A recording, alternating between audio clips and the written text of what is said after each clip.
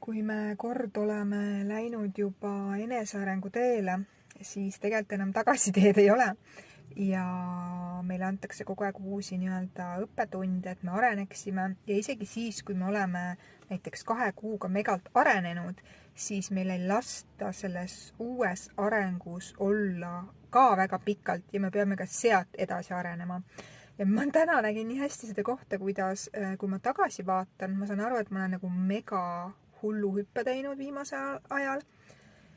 Ja täna sain aru, kuidas mind taas lükatakse arengusse, et jälle justkui tahtsin jääda sellesse mingisugusesse mugavustsooni kinni, mis on tegelikult uus. Aga ka see uus mugavustsoon muutub paari kuuga vanaks ja kas sealt tuleb minna taas arengusse. Ja meid lükatakse kogu aeg arengusse, kui me oleme juba kord selle otsuse teinud, et areneda.